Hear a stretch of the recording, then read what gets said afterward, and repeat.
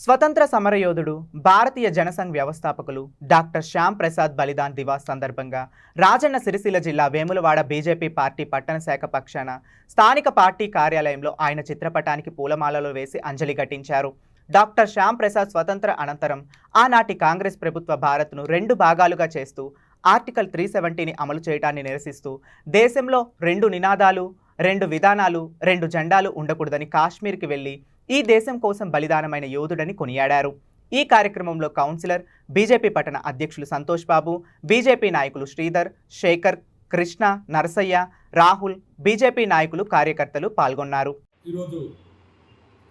ఈరోజు డాక్టర్ శ్యామ్ ప్రసాద్ ముఖర్జీ గారి వర్ధంతి సందర్భంగా భారతీయ జనతా పార్టీ పట్టణ శాఖ ఆధ్వర్యంలో ఘనంగా నివాళులర్పించడం జరిగింది. మరి వారి సేవలు స్వతంత్రానికి ముందే భారతీయ జనసంఘ్ పార్టీ స్థాపించి దాని ద్వారా తను ఎంపీగా గెలిచి జవహర్లాల్ నెహ్రూ ప్రధానమంత్రి ఉన్న సమయంలో మంత్రి పదవి అనుభవించే సమయంలో కూడా దేశం కొరకై మంత్రి పదవిని కూడా వదులుకొని స్వతంత్ర పోరాటంలో తన వంతు పాత్ర వహించి ఈరోజు భారతీయ జనతా పార్టీ ఇంత అభివృద్ధిగా నరేంద్ర మోడీ సారథ్యంలో ముందుకెళ్తున్న తరుణంలో వారు ఆ రోజు పునాది వేసిన ఆ సంబరమే ఈ రోజు దాకా కూడా తీసుకొని ఇవాళ భారతదేశాన్ని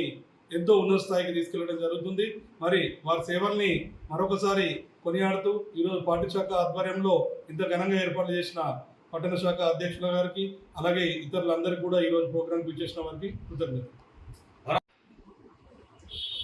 భారతీయ జనసంఘ్ వ్యవస్థాపకులు, స్వతంత్ర సమరయోధులు, ఈ దేశం కోసం అహర్నిశలు కష్టపడి